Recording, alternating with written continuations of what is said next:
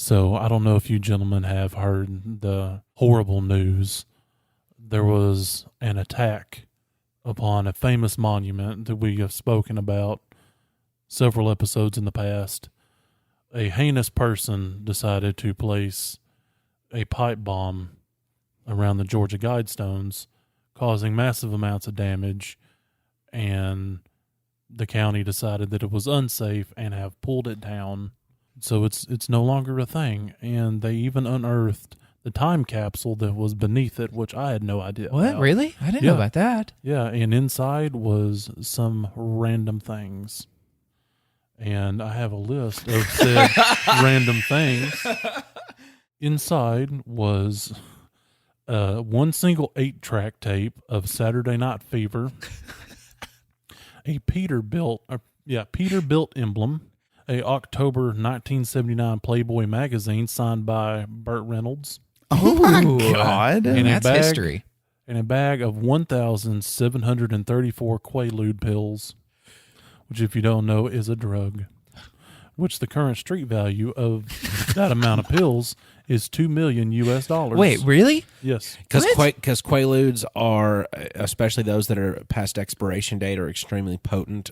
If you ever watch the movie Wolf of Wall Street, like you've been supposed to for the past 10 years, Yeah, that was on me. you would you'd see what Quaaludes will do to people. It's one of the greatest scenes. And oh my God, he thinks everything's perfectly fine, but it is not perfectly fine. What's to do with this bag of Quaaludes that I've been holding on to for forever? Like I have a backpack full of Quaaludes. A backpack? Yeah, that's what I call my Quaalude backpack. His backpack. My backpack. Never heard of that one. You take enough of these Quaaludes, you'll never hear about anything ever you again. try to It's say like a backpack. random assortment of things you would find in the trunk of a 1980s automobile, because the Georgia Guidestones was built in the 1980s. You know, just in everybody's trunk. The Burt Reynolds autograph happened because Burt Reynolds actually built the Georgia Guidestones and just signed the Playboy that was in his car and threw it into the time capsule. Burt Reynolds was so fucked up on Quaaludes That's that what I'm he saying. built the Georgia Guidestones. Yes! He was R.C. Christian. Rest in pieces.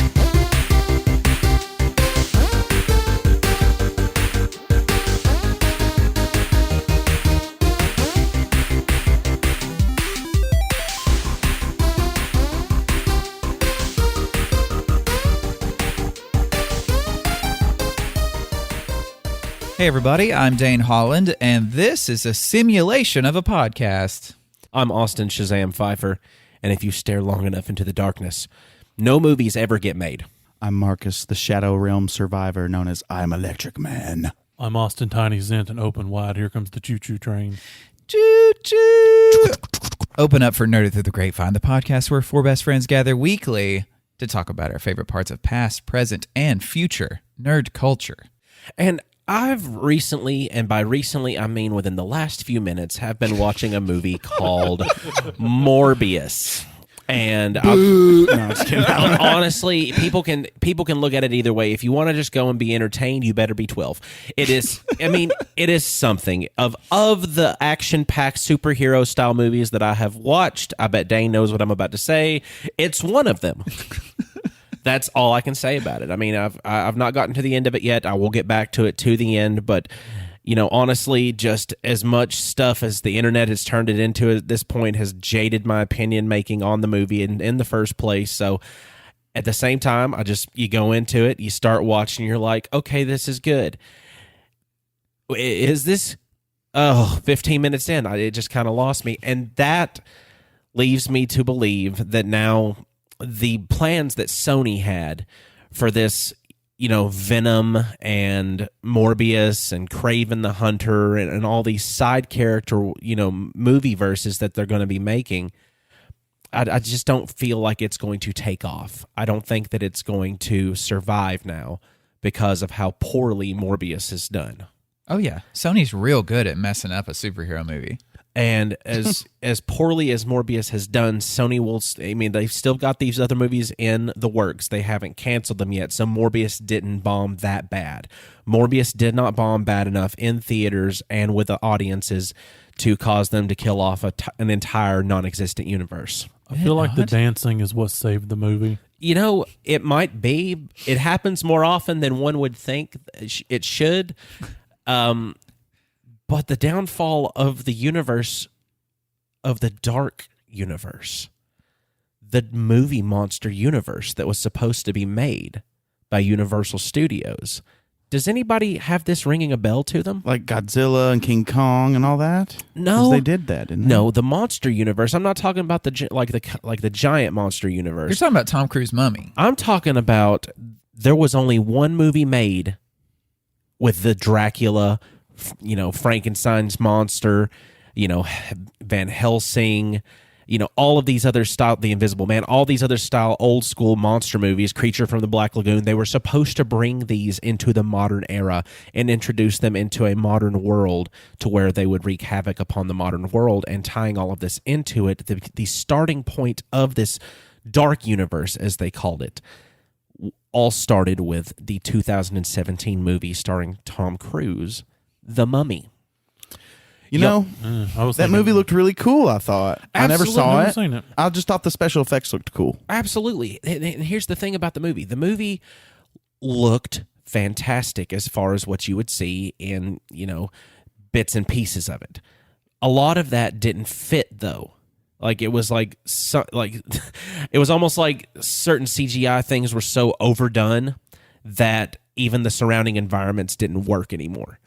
And also, it was over actiony in spots that you were just overwhelmed with stuff, and then it was absolutely dull as shit. It felt like a very I've seen this already in 100 different places style movie. It's almost like watching Avatar without the revolutionary stuff happening.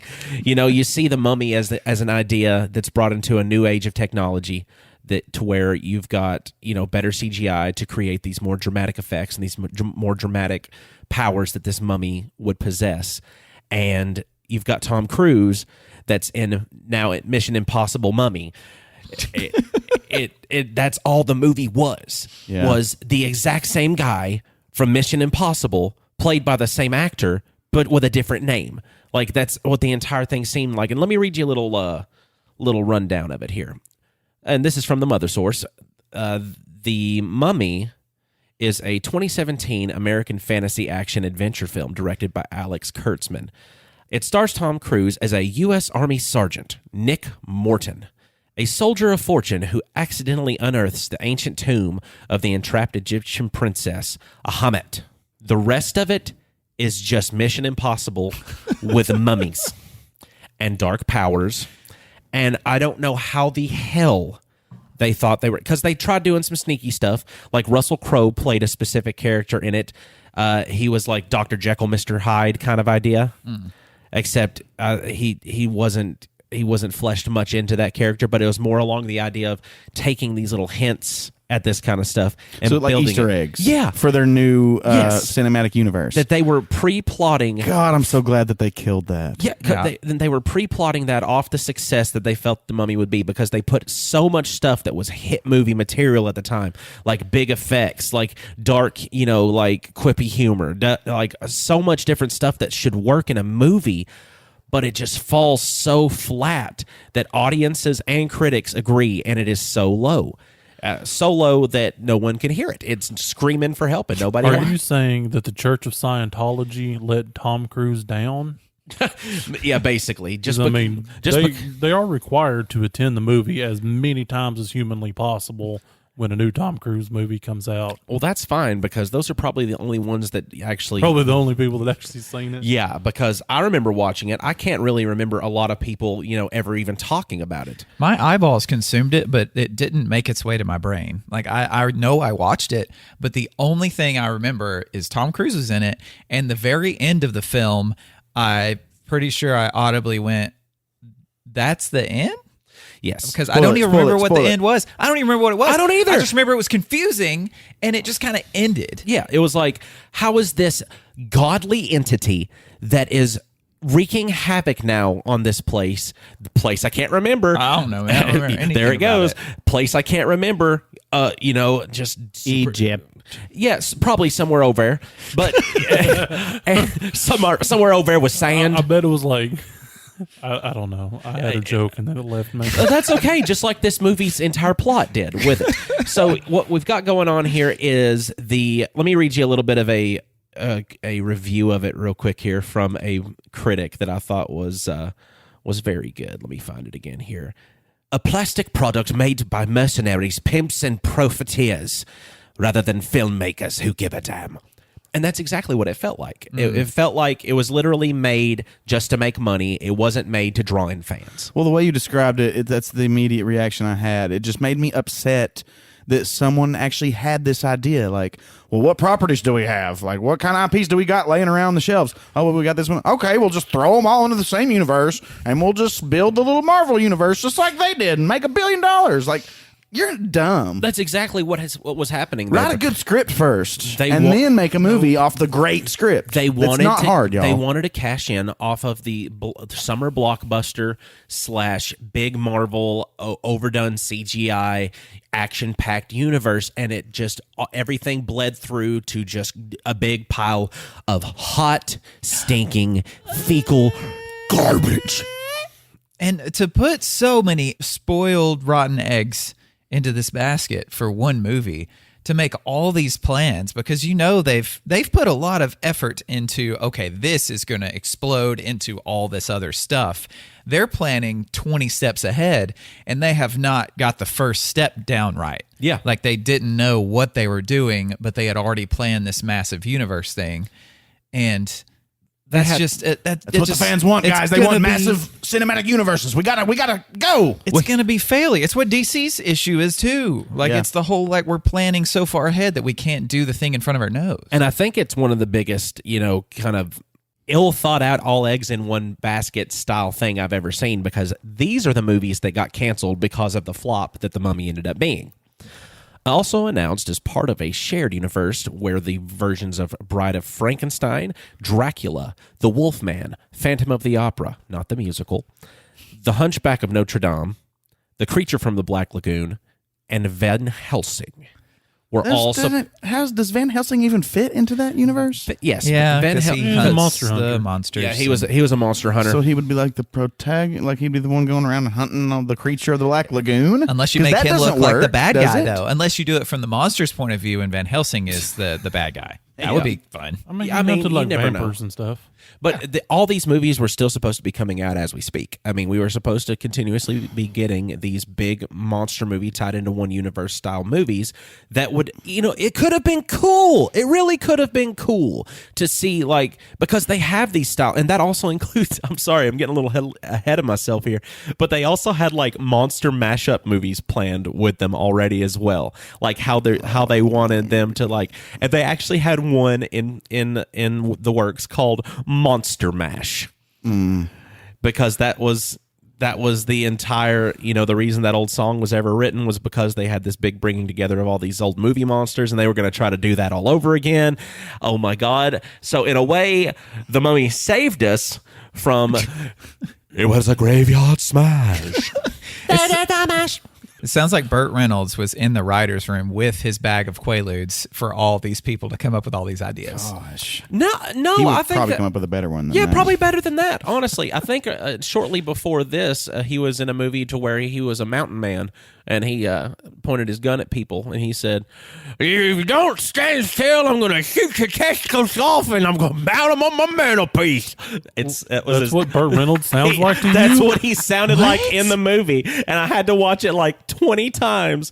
I'm going to shoot your testicles off, and I'm going to mount them on my mantelpiece. What was this in? Without a paddle. Yes, it was. That was Burt Reynolds? That was Burt Reynolds. Wow. I had no idea that's who that was. In the comedy classic Without a Paddle. Yes. I did not realize that. But, You put Jabba back in the hut. we're going to have to talk about that movie. Look, I do have an idea. There's a couple of us with iPhones, okay? We can make these movies happen. We've got time, at least an hour or two every Friday to do that before the podcast, and we can release them on YouTube. It has to be better than Sony. You can't tell me it won't. Only if I get to be Bride of Frankenstein. Wait, wasn't Sony I'm one of okay those? with it. I think Sony was one of the places that actually, and I'm using bunny ears here, shot movies with the iPhones. Aren't they one of those that kind of was a part of that? That little movement. It's for a big minute? ad thing for Apple. But I mean, you can make really good stuff on an iPhone. It's incredible what you can do with it compared to even like mounted cameras years and years ago. But I don't know about as much big screen. as much as I wanted to see this universe. I think I saw something even more like hard to destroy than that of Dracula or Frankenstein's monster, and that's the career of Tom Cruise. Because the man was a part of this big, humongous blockbuster series that was supposed to carry on, and he would be a continuing hunter character throughout it. And he just walked on past it. Literally, it's like one of his movies. There's an explosion right behind him, and he's walking away. Just walking. Well, I mean, Brendan Fraser did so well in the original Mummy. Like, everybody, that's kind of a little classic movie that a lot of people enjoy. Well, it wasn't even that take on the Mummy that they were even rebooting. They were rebooting the old school, 1950s The Mummy. But it was called The Mummy, right? I mean, that was the name of it? Yeah. You I can't thought do that they were rebooting the Brendan Fraser thing. Right. Nope. And that's what a lot of people thought. And I think that's also a part of the reason why it failed, is because expectations were set completely different. And there was nothing wrong with the original Mummy with Brendan Fraser. Yeah, it didn't age well because CGI was garbage. But for the time, it was great. And he was like a beloved actor for that. Like, people now still think fondly of that movie. And then you totally forget that Tom Cruise made one. Yep. Because this one was fine. And then they didn't even change the name of it. Yeah, to make it seem like something different. And you got Maverick Top Gun, soaring in box office scores. So, I mean, he could just walk away from it, and he's unscathed, and nobody's there to ask any questions. Not a limp. He still is a Scientologist, though. Right. Yeah. Yeah. So he probably believes that a lot of his movies actually happened a long time ago. Probably. And he does have a middle tooth. I just have to throw that in there. Whoa, he has a middle tooth? Have you never noticed that man has a middle tooth? I have to Once Google you the see man. it, you'll never unsee it. Oh I my love gosh! breaking that for Please people. don't make me look at an actual alien. Thomas Cruise? Is that his name? Sure. Thomas. Tomothy. I mean, if you do want to watch a good mummy movie, you should check out Bubba Hotep. Bubba Hotep it's a great mummy movie. Great mummy It's also movie. the best Elvis movie. And, I've not seen the and new JFK. one. Well, I forget about JFK. It's JFK and Elvis in a retirement home. I know. I just forget. That's pretty close to a middle tooth. That is No, exactly that's pretty a middle close. I tooth. mean, the line of the two front teeth is shifted underneath one of the nostrils. Well, more, that's because his more nose is kind of so. crooked. You Right. You can find a picture that has a line drawn straight through the exact middle of his Okay. face, Middle tooth. and you're like, "Yep, that is Wow. a middle tooth." He went to the dentist to get it fixed, and they said that was an impossible mission. They could not do it. So that's why he still has it like that. Sounds about right. And do you think after filming every single day they said that's a wrap and everyone laughed on set? Like everybody just lost it, pissed themselves, then they had to go to their trailers because it was so fucking funny. I'm not entirely sure there was any humor on that set. Oh, I think well, that never was mind. one of the ones that actually Tom Cruise got some negative publicity about because he was treating some people so shitty on the set. Oh man. So I think that everybody probably went back to their trailers just like. But yeah, that was that's the one time that in my recollection that one movie has killed an entire universe, and then I started watching Morbius today, and it's Morbin time. Yeah, He says it. He says it like 7 times in the movie. Well, yeah, totally. He says it less than Matt Smith dances, though. We are about to receive the last installment of the First Earth Battalion. Let's go. I've learned so much already, and I know that there's more I can learn. Yes, there is. Now, quick recap. It was a military unit that was learning special abilities, being Jedis, if you will, learning, hyper awareness, phasing, different things like that. And there was a goat lab where 2 goats were stared to death One of them was the wrong target. He hit the innocent goat and not the guilty goat. All with thought. All with his thought and picturing the Archangel Michael. Supposedly. What do you mean supposedly? Supposedly. So they say. According to the research that I've done, this is factual. There's even a website, theneweartharmy.com. It is made by several members that were part of the First Earth Battalion. So where are they now? Not surprisingly, many original members remain actively involved in planetary affairs. There we go. Get it, Poppy. Planetary affairs. Jim Channon lives in Hawaii on an eco-homestead and has pioneered a wide range of evolutionary ideas for living. He's still actively engaged in envisioning the global militaries around the world coming together as a new Earth army to deal with environmental and social problems of the future. He calls this endeavor God. Get it again. Oh, even harder. Make your mouth work. I'm trying so hard. Would you like a Quaalude? Yes, please. He calls it Operation Noble Steward, and he's written about it on his website and discussed it in his YouTube videos, which I just found out he's got a YouTube. I don't know how I missed that and all that. He'll probably be on the podcast if we asked him. Absolutely. John Alexander, the father of the non-lethal weapons that were mentioned in the last episode, just completed a major analysis of Africa, and he's written 2 books on the future of warfare. John's book, The Warrior's Edge, provided an accurate description of many of his projects that explored phenomenology. Because Phenomenology? Yes, thank you. I pronounced that perfectly. Marcus, you raised your hand? Did you say he's just studied all of Africa? What did you say? He said he completed a major analysis of Africa. Whatever that means. I don't know what that means, okay? I'm reading it from the website. I know it all. I know everything about Africa. I did a major study. I was just trying to gloss over it. He went to a trivia night that was based on African history. He's like, he was Wikipediaing that thing the whole time. You're not supposed to pick out the loopholes, okay? Or the plot holes. And he gets to use his Jedi powers that he learned to learn so much about Africa in such a short amount of time. I have to It's not the men that stare at holes, it's the men that stare at goats. Yeah. He's not going to be searching for the holes in his story. Duh, Marcus. Jeez. He currently serves as a council member of the Society for Scientific Exploration and the board of directors of the International Remote Viewers Association, which is www.irva.org, which I've yet to go there. I'm gonna go there later on tonight because now I got to know. In your you time. In my me time, I don't have to wear pants in that time. Nope.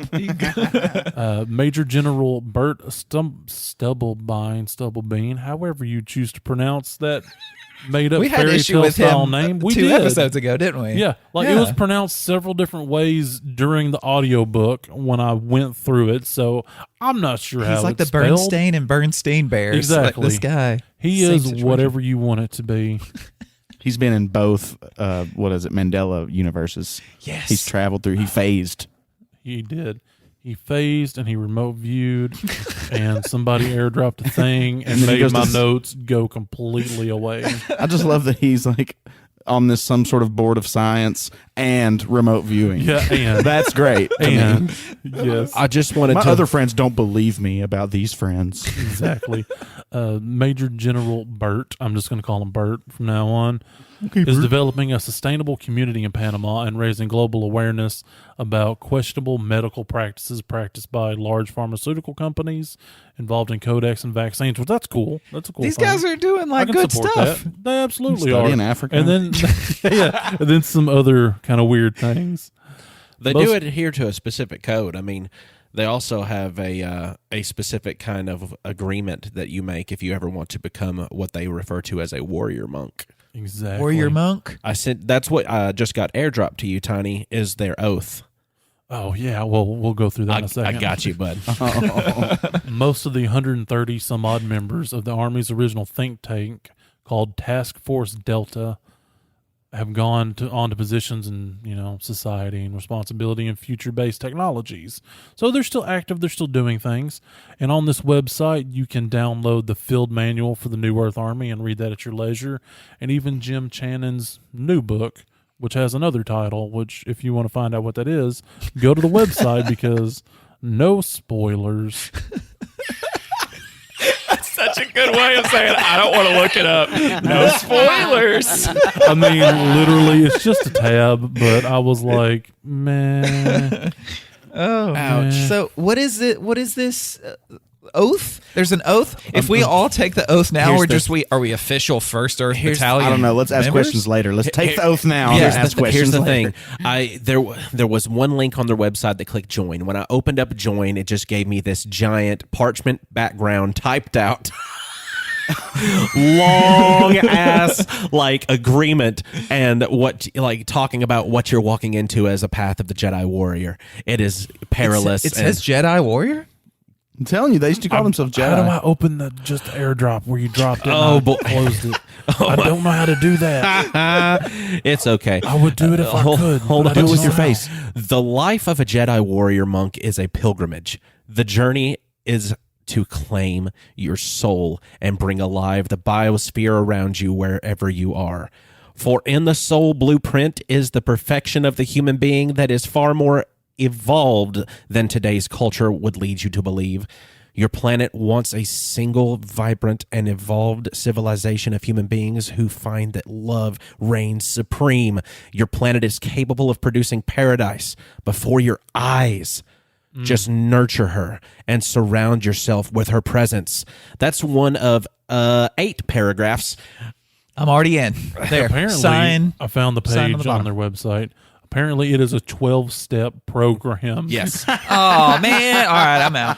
Do they have a lazy quick way? Can I send them $20? No, apparently you have to go all the way through it in order to become a member and a Jedi warrior for the planet of Earth.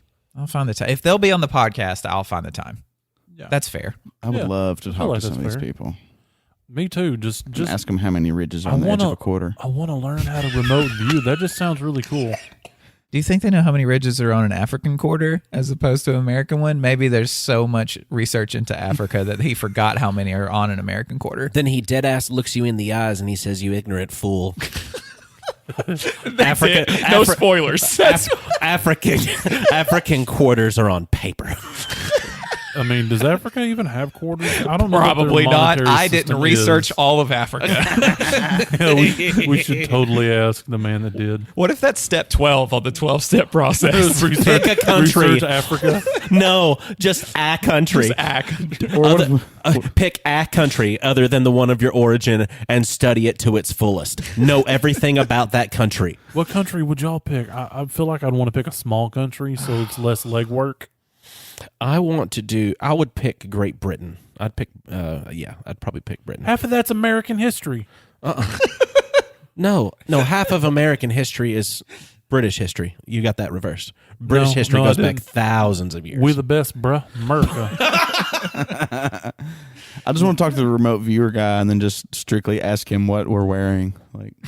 Just have him call in and be like, "So what's Tiny wearing right now?" He'll be like, "Well, hook me up with that Zoom chat." No, we just tell him he's right and he loses his mind because he's like, "It finally worked." He would lose his mind in his head, but on the outside, be like, "Yeah, I know." That's a very good Barney Fife voice you did there. That sounded just like Barney Fife. Thanks. I would love it if, though, you didn't approach it so much like a sex line there, Marcus, whenever you're asking him, like, "I want you to guess what I'm wearing." Gross. No, really. Get your eyes out of my britches. Your spiritual eyes. They're blue. Hold on, Marcus, before you start, I just got a text message. Oh, God. Oh, hold on. He's calling me. Hey, you guys! Malcolm? Thought he was dead. Malcolm called me. I thought he was dead, too. Hey, bud. Hey, what is it? I'm just gonna text it to you because Austin said he hates my voice. Which Austin? Which Austin? All right, do you want to talk to him? No, I just... Do you want to ask him the questions? Never. just wanted to know. All right, fine. I never want to talk to All him. right, fine. Okay, just text me. Okay. All right. I love you too. I love you, Marcus. Marcus? Yeah. Just tell him I'm not here. Sorry, Marcus isn't here. I'm at the window. Oh, he is. Marcus is peeing. Marcus. All right. What you send see me a is text just message. a projection. I love you too. My body is phasing in and out of reality. He just sent me a text message to tell me how awesome Space Castle is. So he's been listening to another podcast that's not ours, which makes me feel a little bad. But I've also listened to Space Castle, so I don't feel as bad because it's really good and it's just some nerds doing nerd stuff like we do, but a lot of times much better. So I can now understand why Malcolm likes to listen to this podcast. I just want a space castle now. I know. Like Earth castles are now boring. Yeah. They mean nothing once they're in the space. Yeah. Since Earth castles are made of sand, Right? what are space castles made Clouds. of? Clouds. Oh, not Yeah. like space sand. No. It's got, well, I mean, what else is a cloud but space sand? Think about it. I was just thinking of a castle or like a space station, but just like modeled like a big cathedral. What would there would be a moat still, right? Maybe. You can't have a castle without a moat. You Yeah. also can't operate robots. Would it be like Danny DeVito's sharks in it? Sharky DeVito's? You can't operate a robot without a moat. Oh, Jesus. All right, well, I'm going to listen to Space Castle here in about 35 minutes once we're done doing this. Cool. So I wanted to have another one of our, well, I don't know. I guess y'all know I'm obsessed with tropes, and I really like talking about tropes. And so I've been perusing the internet as I do in the 21st century, and this idea of fate's worse than death kind of came over me. And it's like, yeah, I mean, like we're used to seeing characters die. We're used to seeing fate's worse than death a lot in the stories that we enjoy. But hold on, let me say this: that none of this is really my idea. This is like I watched this video, Overly Sarcastic Productions on YouTube. They have what they call trope talks, and so basically I just took notes on their video. It's a really good video. Y'all should go watch them. Okay. Yeah. I want to listen to you first, though. Oh, yeah, I don't want to watch them right well, now. I'm just going to try to relay some of the information that was in this video because, I don't know, I'm just kind of obsessed over this idea of fate's worse than death. And because really it's a conversation about the stakes of a story. Like, in a romantic comedy, the stakes of that story are, is the relationship going to work or is it not? That's pretty much the stakes, pretty low stakes. And, as we get into more movies that we kind of like, we like higher stakes stories. Yes. Like an action movie could have stakes of are they going to survive? Are they going to die? So that's pretty big stakes. Or are they going to start World War III? Is the world that we know even going to look the same after this story? But then we get even bigger when it comes to sci-fi, and it's like, is the planet or the system, the star system, the galaxy, the universe, the multiverse, is it going to be the same after the story's over? So I don't know. We've all probably been there where we're watching a movie or reading a book or a comic book or any kind of story that we consume, and you just call the author's bluff. You're like, there's no way they're about to do this. Yeah. And sometimes you're wrong, but most of the time you can just spot it. Like, this story can't afford to lose this character because then no one's going to watch it. Right. And so that's where fate's worse than death come in.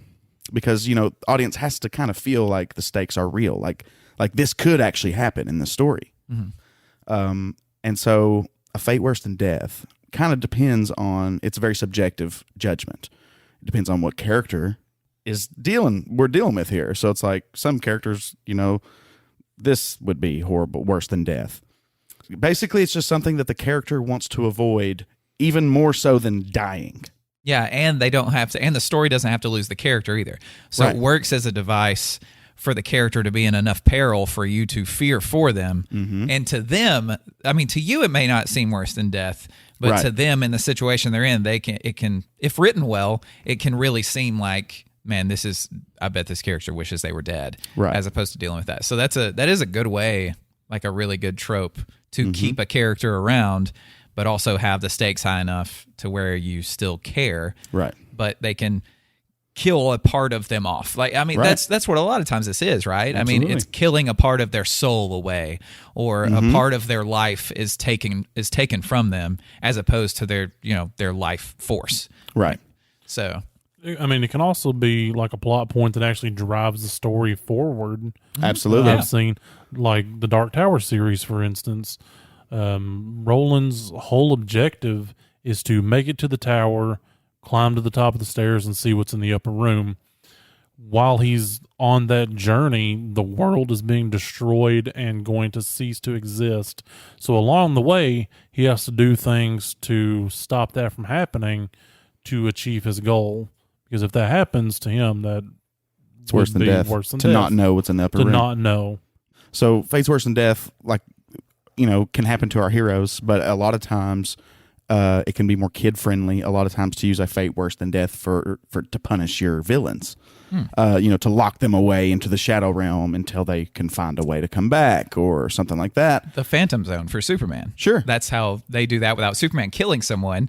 He sends them to the Phantom Zone, and they exist in nothingness, like Yeah. in suspended, like just nothingness, basically. Yeah, and purgatory. That is, or and they basically hell. Almost. It could be in a darker story. right. But Superman doesn't have to kill somebody. Right. He just has to send them into this other dimension. Or like Right. the which I don't know if you'll need a spoiler fart here or not. You can decide later in editing. Okay. But the Doctor Strange movie, Multiverse of Madness, had a character with a fate worse than death, which was Doctor Strange himself in a different universe's version of him, who was enslaved to the Darkhold, which was like a magic grimoire kind of thing, and he was the Doctor Strange that everybody had seen, kind of a version of him from What If, because he was in an isolated universe all by himself, the only thing left in that universe, and he was enslaved to the Darkhold, unable to die, just there waiting for somebody to come across his path. I think that would be a fate worse than death. Well, I mean, you can even go back to the first Doctor Strange when he makes that loop with Dormammu. Yeah, Yeah, when he makes I'm here that- to make a bargain. Yep, just over and over Yeah, repetitively. You're right. Time loop would fall into Yeah. this. Like somebody stuck in a time loop, like Groundhog Day. Like you do the same thing over and And, over and that over was the and over reason. again. That was the reason he did that to Dormammu in that Right. movie, was because that he wasn't powerful enough to destroy him, but he was powerful enough to give Make him a relive that moment over and over again. to have a great. fate worse than death. That's creative. That's Yeah. awesome. That's really, really cool. And from this conversation, it happens a lot when the heroes do this to the villains. Yeah. Like, I know the villains want to do this to heroes, and they do succeed in it, but a lot that we remember from these conversations, like, heroes are doing things to villains that are worse than killing them off. Right. But it's because they have a code to where they don't want to kill them or something like that. Right. Like, it's... Or so- that we want this not to be on a kid's cartoon Yeah. and not get complained about. Yeah, that's when, like, ethics and morality get weird when it comes to stuff like comic books and superheroes and Eternal torture's fine. yeah, But it's just fine. straight up You death, didn't kill him. no. Right. Right. It's a weird. It just gets weirder than just the idea of Well, torturing there's a somebody. scale too. So it's like, they can kind of go from dramatic but fixable, fate's worse than death, all the way up to irreversible nightmare. And like even like body horror and things like this. So it's like an alien laid an egg in my mind and now I'm a slave to its will type storyline, or just straight up body horror type stuff, like I've been turned into this creature. Zombie viruses are often fates worse than death. In zombie story, you've seen the tropey, if I turn into one of them things, you can hand them the gun, make sure you blow my head off. Yep. I don't ever want to be one of them zombies. Yep. That's jeez. I don't know how I didn't think about that, but that is in every single zombie movie Everyone. ever. Yep. Yeah. So the higher end fates worse than death can leave characters physically scarred or maimed. That's the body horror thing, and also psychological effects. You touched on that earlier, like you said that. I mean, this could scar them for the rest of their existence. Right. Brains overwritten to be some alien slave to their overlord or whatever. But also, Tiny, you kind of mentioned that things like this can be used to drive the story forward. Like if we think of a lot of our characters that we like from comic books, their backstories are fates worse than death, and it's actually what a lot of revenge stories are about. This fate worse than death is in my backstory, and now I'm hell-bent on becoming this rage-filled monster who's going to go and get revenge no matter what. Batman. I was about to say Batman. Wolverine, the Winter Soldier. These characters are also not necessarily afraid of death because they've experienced something worse than it. Right. And that's something that drives their character building is the fact that like they will do things other characters wouldn't because they're not afraid of dying. Like if they do this, they've already experienced the worst. Like the dying is nothing compared to what they've already experienced. Yeah, like I remember Kratos crawling out of Hades, like in God of War 3 or 2. He might have done it more than once, I think, honestly. Like, so I mean, you know, there's lots of that in mythology. Characters go into the underworld to crawl back out of it or to come back. Some ones I can think, like Sauron is kind of a fate worse than death. Like he's an immortal character, but yet, you know, slowly over time his power can grow. And even at the end, like Tolkien kind of in the books, in the movies, he's kind of done like forever. But in the books, he's just so weak that he will never be able to like actually manifest again. So he's still out there. He's just, he'll never have the power that he had to raise armies and things like that. So he's just got to sit there and watch everything happen and do nothing about it. And they can't end themselves either. Like that Sauron can't do anything to just vanish, right? He just has to sit there and be and entertain himself. And think for about eternity. what he's done. Right. Like he's got to think about being a bad boy He's for in timeout. eternity. He's in timeout. So kind of just to review a little bit. So audience-friendly death alternative. So these are basically uses for fates worse than death in fiction. They can be used as audience-friendly death alternatives. They can they scale from like fairly chill because, you know, I feel like the time loop is a little bit more chill than like you have to be tortured for millennia in hell or something, you know, or in the underworld. A lot of times they're used for karmic punishments for villains for being bad, very bad boys. Kid-friendly high stakes. So it's like, you know, you don't want to kill your character off, but you want to actually make the child fear for their favorite character. And also dark and tragic backstory. So really it kind of just sorry, I'm from the South. It really just boils down to a very, very bad thing that can happen to a character. And then it's just like, it's either death with extra steps or just drama. Like, and it's up to them as to how dramatic it is. Like, Right. Because to some other character, that thing happening might not be a big deal, but Right. specifically to this one, Right. like that's normally the case. I feel like that's when it's most effective is when you've built a character that's so either relatable or someone that you understand because they have so many facets of them that make them unique. And they get that specific fate worse than death. Like it means more than just a vague version of it. So what would your I feel fate like. worse than death be? Oh, no. Probably forced to walk across a floor of frogs. Like of toads, actually. Toads specifically. Frogs, not as big of a deal. I've realized that my true fear is toads. They're much worse than frogs. Juicier, bigger. Yeah. Warts. Yeah. So I feel like mine would be like if I were to have to leave a room, it would be to walk across barefoot a floor full of toads. And I would rather never leave that room and just starve to death than have to leave to go to the pantry and do this. So every day. somebody that's either your punishment for being a villain or A bad boy. or it's your origin story to become this vengeful. It's like somebody did that to you. Yeah, And now you've become this vengeful knight. I was on a binge of watching stuff today. I watched another movie called The Deep House, and The Deep House has a fate worse than death in there that is actually an eternal life is a fate worse than death in this movie because the eternal life that they're granted is from a demonic plot that is surrounding this house that they explore while they're diving deep underwater to this house that's been flooded and still remaining like full standing and everything. They get trapped in the house, and she pretty much, you know, she's going to be there immortal forever. You know, her partner's already dead and is immortal forever down there. And he said, just join us. It's fine. And she realizes like, this isn't it. You know, I'm going to escape. So she tries to escape, and she runs out of oxygen, and she dies about 20 feet from the surface. So that to her, she would do anything, even risk her life to know that she might not make it to this, like make it out and get to breathe air again, she's going to risk it because that's a fate worse than death for her. I think immortality is a pretty common fate worse than death that I feel like I've seen a lot too. Yeah. But I've never thought about it that way. Like until we bring up these tropes, we all know them. Like, Oh, yeah, we all know We them. can recognize them immediately as soon as you describe them. We're like, oh yeah, this, and this. But when you're watching something, it isn't in the front of your brain. Well, that's why I think it's so fun to talk about them. Yeah, Because you talk it about really it, and then you start all these things start coming to mind. These random part, it's just a Yeah. fun way to kind of talk about fiction. Really. Oh yeah. Yeah. What's your fate worse than death, Tiny? As we all know, I don't do heights or depths.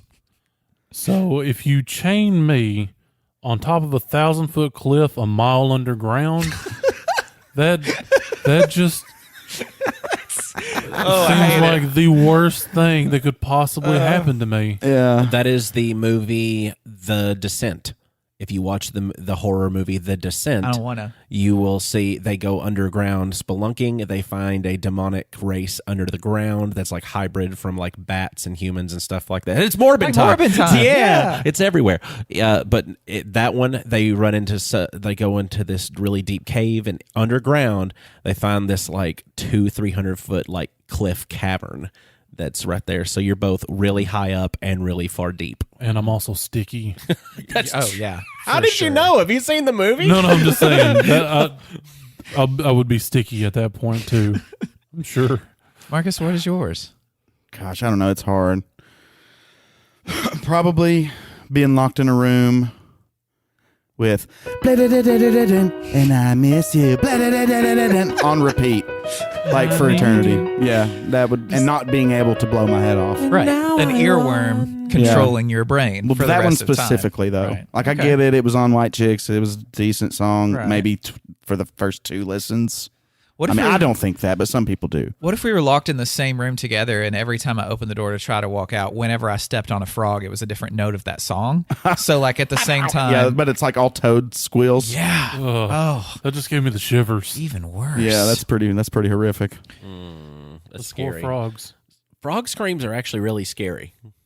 So, Frog screams? Yes, they are. Yeah, almost There's as- a lot of stuff about frogs that are scary, and people don't understand it. And I have yet to find a frog simulator. But maybe if I saw a frog's life from the frog's point of view, maybe then I wouldn't be so afraid of Maybe. them. Maybe if I just got to hop around and eat flies for a little while, it'd be cool. That's how God I mean, you sees get frogs. to do that in real life if you really want to.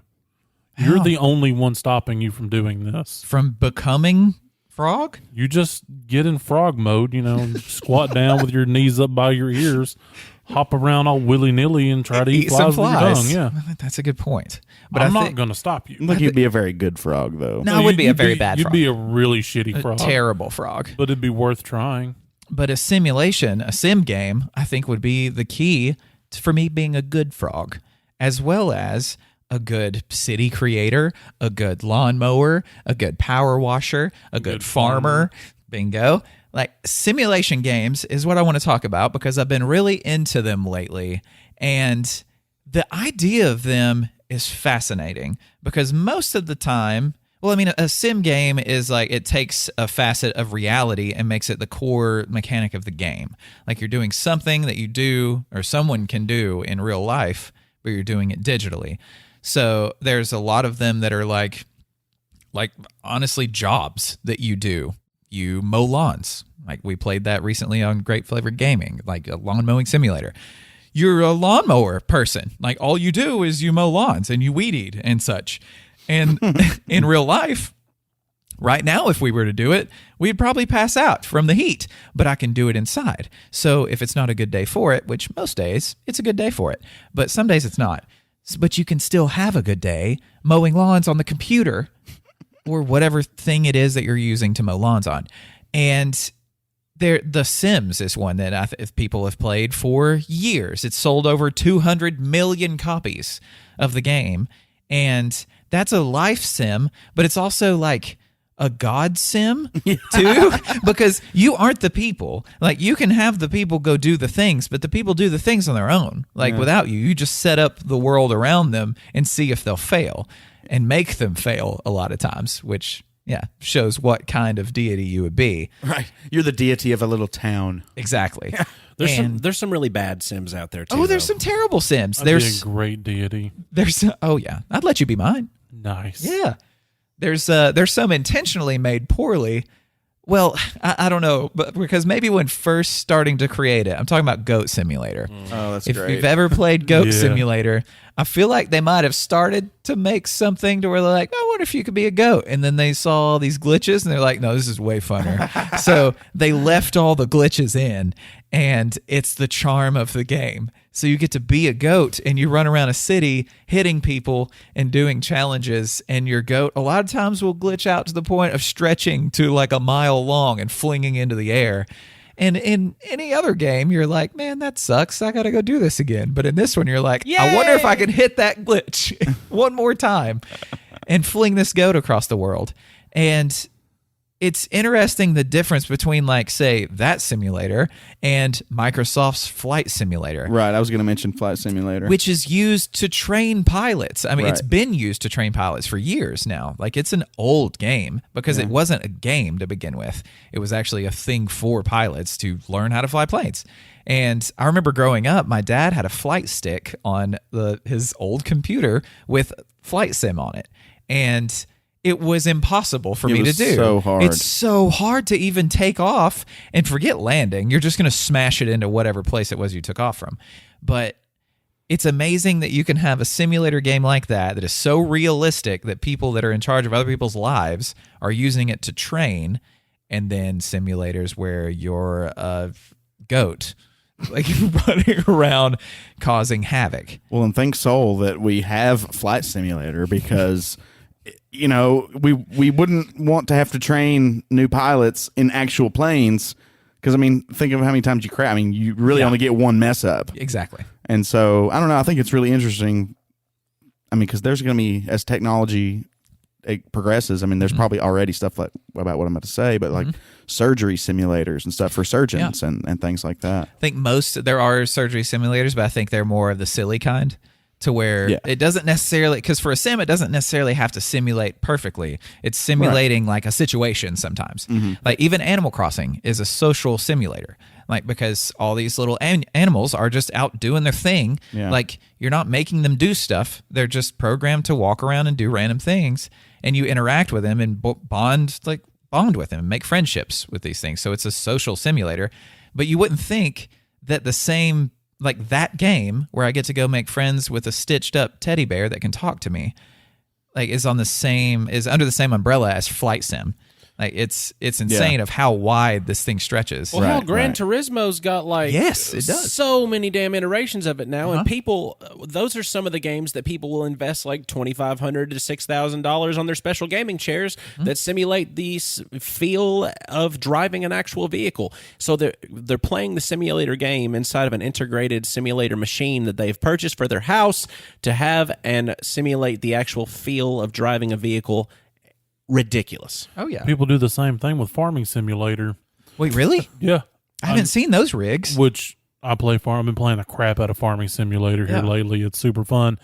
One of the people that I unfortunately haven't got the chance to play with yet because he's on the road a lot, Addy, he has a steering wheel and a chair and all these things set up, so when he plays, it's like he's driving a tractor. That's crazy. Farming Simulator. One of the glitchiest, buggiest things. It's the brilliance of it is that it's so easy to mod, and it makes the game so much better when you do mod it, because some of the tasks are so tedious and time consuming, like seeding and harvesting and fertilizing.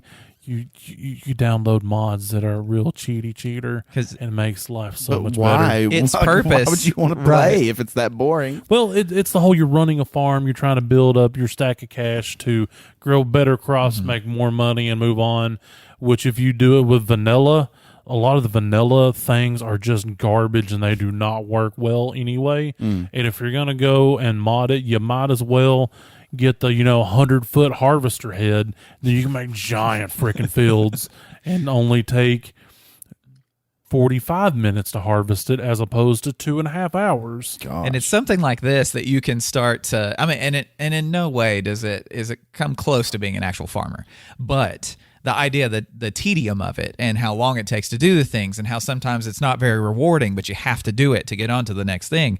Like, you can start to appreciate the actual jobs these games are modeled after. Yeah. Because there's some really popular ones are the Euro Truck Simulator, I believe. There's that one in American The Truck semi, Simulator. the semi driving Super ones. hard to drive. Yes, and long, like actual, like real time. There's some real time things in that game too, I believe, with driving like cross country to places to where you're just driving a truck for that long. And it sounds super boring to a lot of people, but to some like that don't want to play a game to where it's competitive and they don't want something that's just high stakes and all this other stuff. They're like, I want to relax and do something that I can't do in real life that I could do if I put the time into it, but I don't want to put the time into it. I want to actually just sit here on my ass and make a farm. Yeah, can I change my fate worse than death? Yes, Because playing Euro Truck Simulator. Yes. Well, what about sports simulators? Because for me, I love sports games, but I'm not the best at them. Right. Like, I don't put enough time into them to be good at them. Mm-hmm. But managing teams and stuff on these games is what I end up doing. So the game isn't designed necessarily to be a simulator. Right. But More of a manager. Right. GM or But- something. But once you take over that role in the game, that section of the game, now it's a simulator.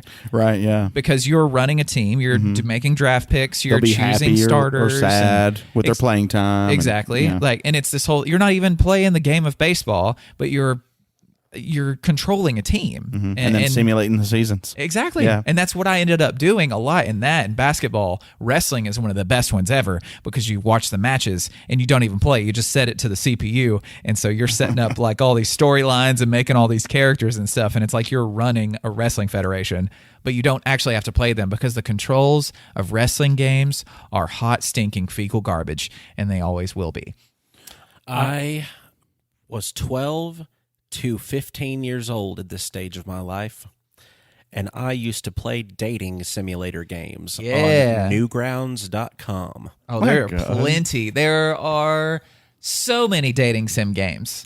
And That's so weird. it is absolutely weird, and I blame those games actually for my social ineptitude. Is that the right word? Great perfect word. It's such a good word. Yeah, it kind of blocked out to what reality would be, and more so like I had like these specific goals that I had to accomplish, and it made me into a very socially awkward person when it came to females because that game totally they were there, they were so fun for this little awkward kid, but then the kid became semi-man, and then semi-man was like, something's wrong with me, what's going on, I don't know what's happening. And then I had a best friend at the time when I was probably like 18, 19, that's like, dude, just settle down. Who was that? Hey, just settle down. You're too much. Why are you trying so hard for this? And looking back on that point in my life, Dane was right. I did it. I was. And now you're married. You're lucky. I did it. You're lucky I was there. Yeah. See, he did it. And in dating sims, you have like 4 options of a line to pick. So it's like the right answer's there, and you've got a 25% chance of picking it. But then you go to real life, and you're like, where are the 4 options? Like, excuse me, do you have 4 options for me? What would Kikamore do? I have found an analog simulator that we can purchase and keep at the Grape Sack, because you were talking about, digital simulators. Well, analog ones exist as well. Okay. So for the Is it Operation? Is it the board game it- Operation? Well, ish, but no. For the low price of $1,259.95, A lot of pocket dollars. we can get prostate exam simulator Whoa. with 4 interchangeable prostates. Yeah. And we can keep that on the dining room That's so table, good. and we can teach everybody how to do it. We're in our early 30s. We're getting to the point Yeah. where this could be useful. Exactly. We could save a Look at that. lot of money. Yeah, look at that picture. If we can do this for each other. Yeah. Totally realistic. There was another simulator that I was thinking about too. Whenever you were mentioning some stuff earlier, my mother actually had surgery for knee replacement here a few years ago, and the institute that actually performed the surgery pre-did the surgery digitally in a simulator. before they did umpteen different kind of scans on my mother's knee, knew what was inside and out of that area, knew what was going on, put that into a simulator and performed the surgery before they ever touched her. Well, that's really cool. Awesome. And so that stuff, I mean, it exists in practicality. This is where video games and like you said, practicality and actually using it in life, they blend together. And it's really cool whenever you see that, because you see so many people say you're wasting your time playing video games. It's like, well, actually, there are plenty that I can actually use to be better at something in real life. And But Goat Simulator's not Goat Simulator's one. not one of them unless I become a goat. Even the medieval one? Wait, there's a medieval goat Oh, yeah, simulator? there's a medieval That's goat got to be so simulator. much better than regular goat simulator. Oh, imagine the I've not antics. played it. I've just seen videos. Oh. You wouldn't have to worry about getting over chain link fences. They hadn't invented chain link yet. No. Well, then Yeah, and you don't have to worry about getting hit by a car, just a horse and Cart. buggy. Yeah. Yeah. I mean, they got lines of pricks. Yeah. What did you just call me? No. Okay. So in medieval times, you take a big old log, you put a sharp end on it. That's called a Oh, prick. okay. I mean, Okay. it's became slang for something else, but Penis. Gross. Oh, love it. The VR, like VR being in like up and coming right now, fusing VR with these simulators makes a whole nother world of it, because now Right. you're not just in it with the controls, you're in it with your brain and your eyeballs. And I couldn't even play the flying virtual reality game you had like 6 years ago on PlayStation VR. it's sickening. is that because, what that stands for? yes. I thought it was vegan realism. Vegan. Yeah, but that's the other game. That's actually Goat Simulator. You're attacking all the meat eaters. Oh, okay. Sounds like a literary Totally genre. makes sense. Vegan realism. Okay, today class we're gonna be reading vegan realism. Imagine how much scarier like a horror game would be if you could like the game could make you smell stuff. Oh yeah. Like if you could smell blood and like bile and disgusting stuff. Like think of how scared you would actually be in like a VR video game. I want video games to make me smell. Damn it. They had to get rid of a ride at Disney World because it scared too many people because of this, the hyper-realism that they had. It was an Alien. Yeah. What? Yes, I rode that ride. I did too. And it was actually Universal Studios. No, it wasn't that No, you're one. right. It's Disney. It was Disney. in Tomorrowland, and they turned it into a family-friendly Stitch ride because it scared so many people because they did actually have scents that they would pump out the vents and different kind of waters. And you could feel the alien's breath on the back of your neck. Yeah. Whoa. And at one point, the alien gets squashed by something. And you get And you splattered. get splattered with blood. The person I was there with, it was like my parents and a couple friend went, and the lady literally broke out of the seat and broke her daughter's seat out and then left because her daughter was screaming and like terrified, completely terrified. Did you pee-pee? It Were was you scary. It was Yeah. scary, but I didn't flip out. I'm not a Right. frickin' I idiot. was blown away that existed amongst. Yeah, I was pretty young though. I was exactly. like 8. Well, there's a game called Alien Isolation that is a very spooky alien game to where you're hiding from the alien, like you're just hiding from Yeah, it. you're You're on not a trying to ship. fight it. You're just hiding for your You're life. hiding away from it, and I've never played it, but I've seen some gameplay of it, and it's one of those things like if you were to put me in that situation to where I smell or feel things in Yeah. it, that's a big nope for Oh, me. right? That would be Absolutely awful. not. And our listeners should be lucky that they can't smell anything from this podcast. Gross. So thank you for at least using your ears and listening to Nerd It Through the Grapevine on Spotify and Castbox and iTunes and Good Pods. And if you're on Good Pods and any of the other ones, rate us 5 stars and tell people why you love us in the comment thing. And then if you hate us, put 5 stars. Tell people why you hate us. But the 5 stars makes people see it better. Yeah, that's why. That's why I want you to do it. And then if you go to the description of the episode, there's a link to go buy merchandise with our logo and names on it. You can drink coffee from a thing that has our logo on it, and every morning you can think of us. Have you ever wondered what the Grape Power Rangers would be powered by? That'd be an excellent thing to ponder on. And we can talk about it if you wanted to, if you get on Facebook, Instagram, or Twitter and look up @NerdGrapevine. That's where you can find us on the social media platforms, as well as getting on Patreon to donate a little bit to the cause. You can look up @NerdGrapevine and find access to content such as Grape Flavored Gaming, and also future stuff that we're not going to release right out to our major listening audience. For a little donation, you can also get that shiny holographic Nerded Through the Grapevine logo sticker.